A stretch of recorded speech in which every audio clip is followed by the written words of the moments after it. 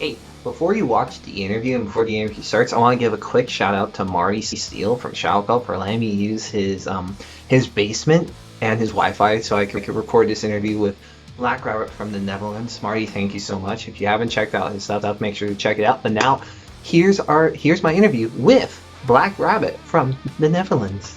Enjoy.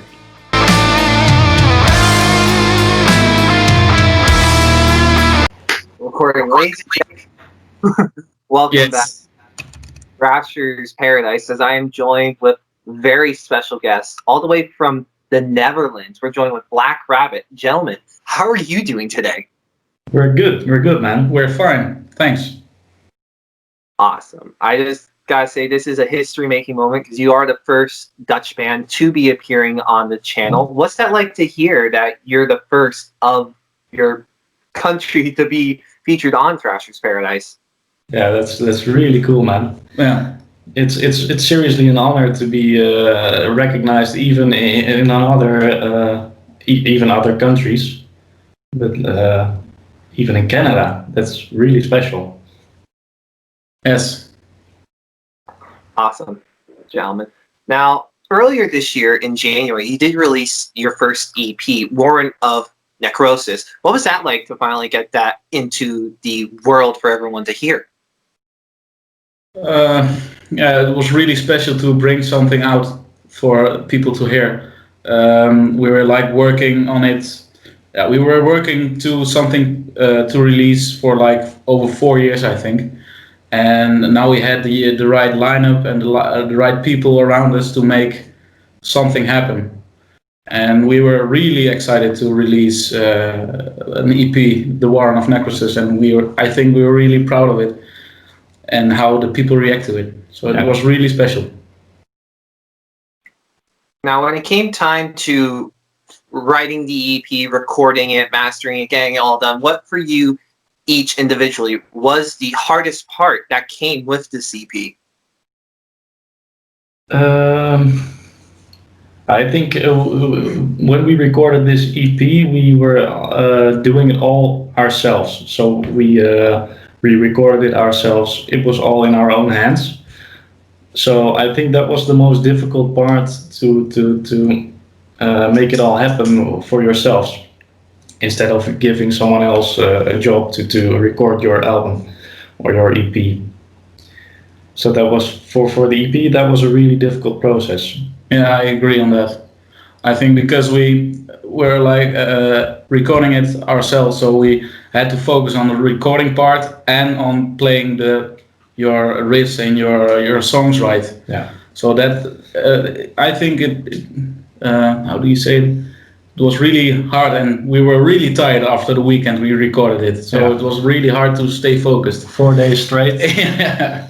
But it was a good experience to do it ourselves, so we know what you should do when you record something. Yeah, but you learn from it. Yeah. Yeah. Awesome. Now, thankfully enough, you guys were able to release it before the big pandemic happened in March. Did you get many shows done before March hit? Yeah, we had like seven gigs before COVID happened, including 3 days after each other with the Modern Age Slavery from Italy. Yeah, which is a pretty big band, and they were really good guys. So we had 3 gigs, 3 days in a row with them, and 4 other shows. So something like that. Yeah, we played in Belgium and in Germany during the January, February time. So yeah, I think we did get shows, but not enough. But yeah, we had shows before the pandemic. Yeah. So yeah, I think we played almost every weekend. Yeah, after the release. Awesome. Now, for the band itself, how many setbacks did the band face when the big pandemic broke out? The first thing what happened was that our lead singer and bassist quitted the band. He couldn't combine his work and the band because he's working in a theater. So that was really difficult for us to process and find new people members, to make something. But also it was good that the pandemic was happening because shows were cancelled and we had more time to get the band back together. So that was a setback, a big setback, I think.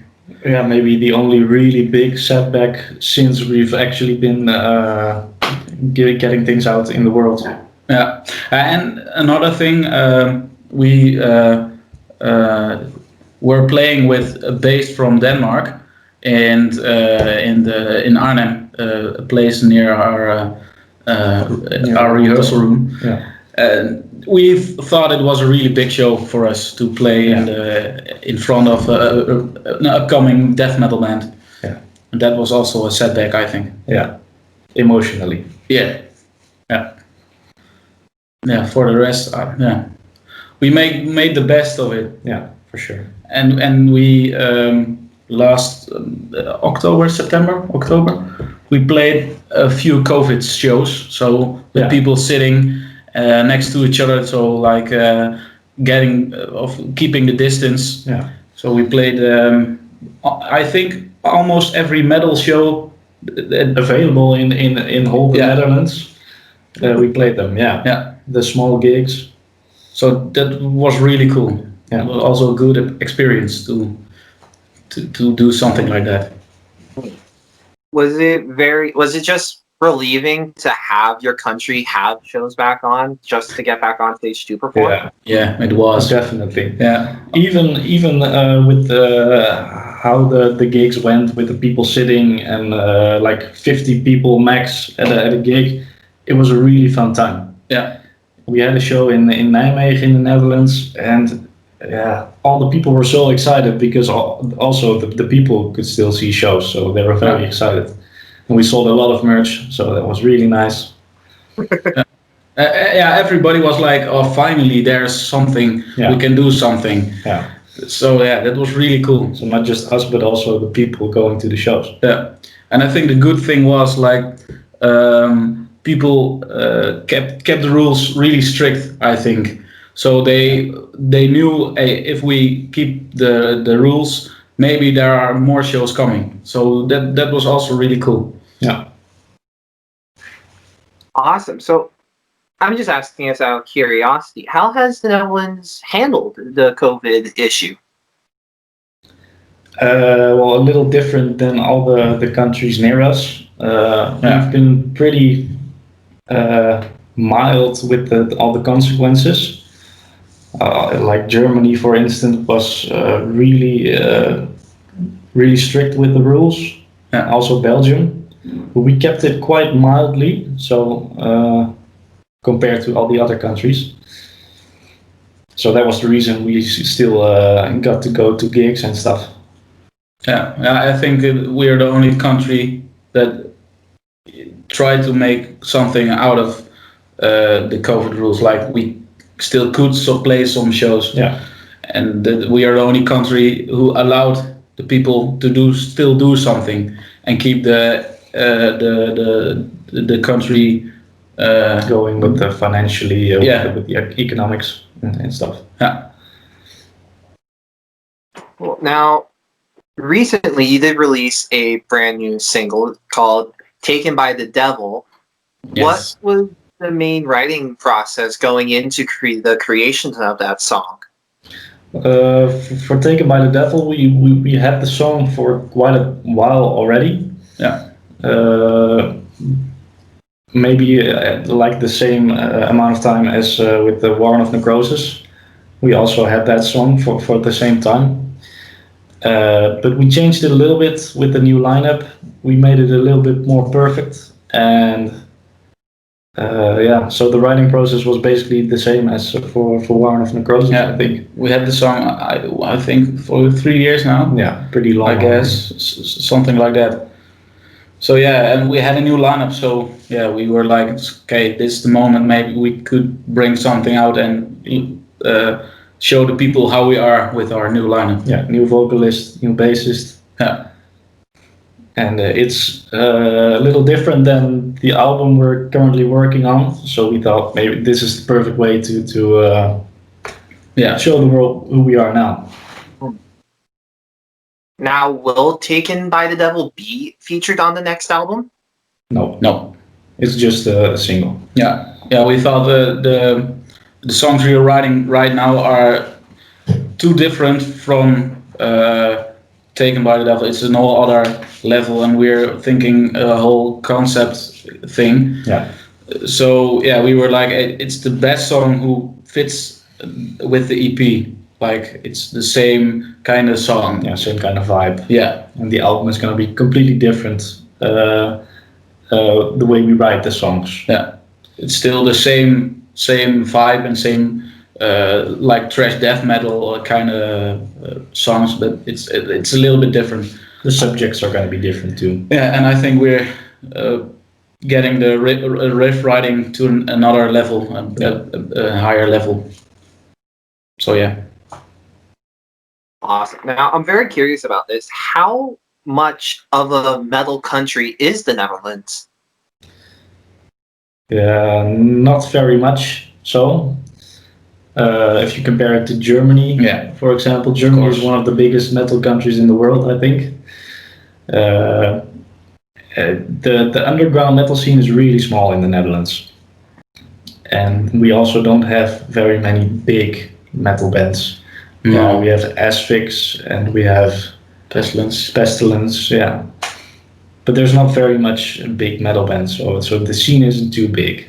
But I think the scene there is really very loyal to coming to concerts and going to support bands. Yeah, and that's a good thing, I guess.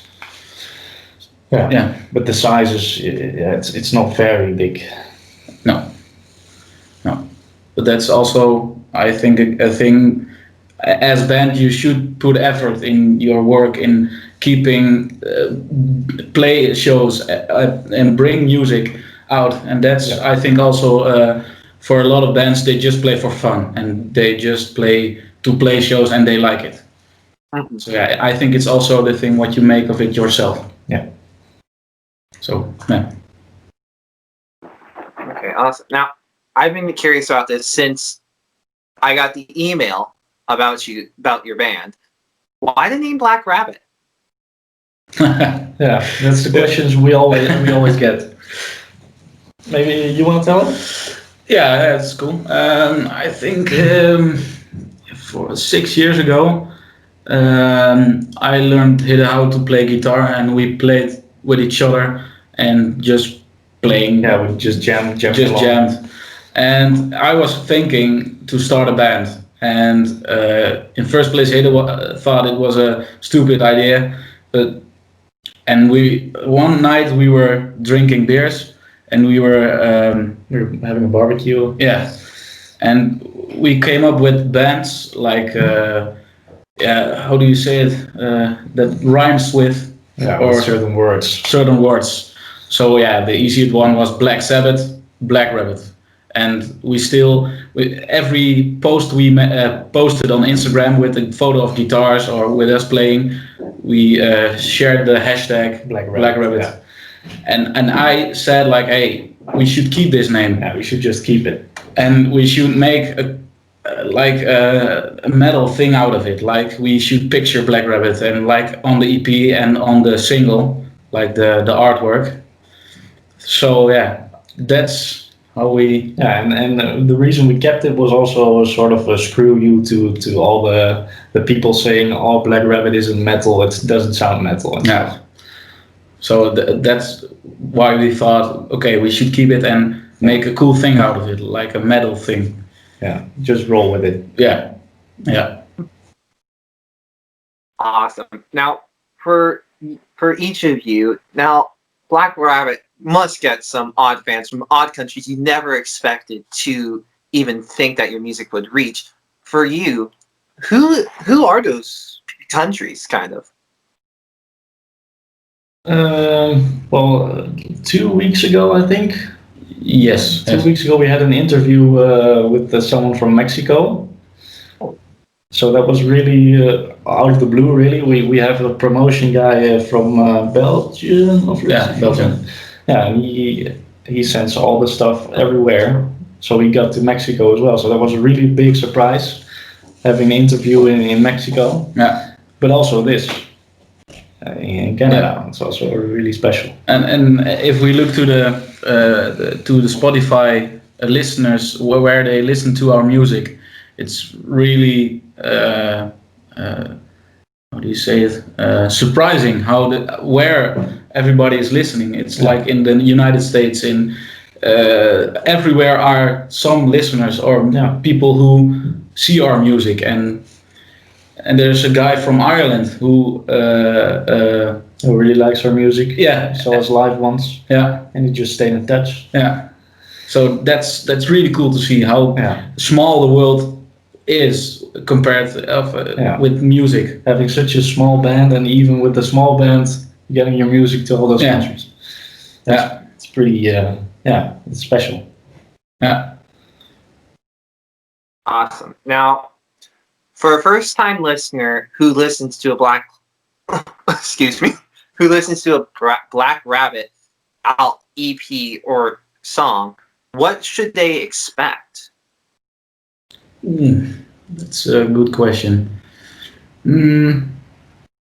Yeah, what should they expect? I think like thrash combined with a little bit of death metal, and just keep the old school vibe. Like I think that's really, we think it's important. We like the old school songs. We like the old school shit. So yeah, we make old school sounded songs, and I think that's what they can expect from us. Yeah, and I think the way we wrote War of Necrosis, having really fast riffs and also having really slow, groovy kind of riffs, that's something we really want to keep in our music. So that's something you can expect, like having really fast riffing, but also having like the slow, groovy stuff. Yeah. So the difference between as a contrast. Yeah. Awesome. Yeah. Gentlemen, I have one last very important question to ask you. We ask this to all first-time guests on Thrashers Paradise. It's a very simple question. Who would win in a fight, Lemmy or God? Ooh, Lemmy, of course. That's not even a question, because it's basically the same thing, right? There's no, that's one person. That's not even two persons. Easy question. Yeah. He would fight himself. Awesome. Gentlemen, thank you so much for your time. Is there anything else you'd like to say to the people that are going to be watching this on YouTube? Just listen to our music. Share it with the world. Share it with your friends. And we hope you like it and enjoy it. Grab a beer and listen to our music. Yes. That's all you need to do in life. That's important. Yes.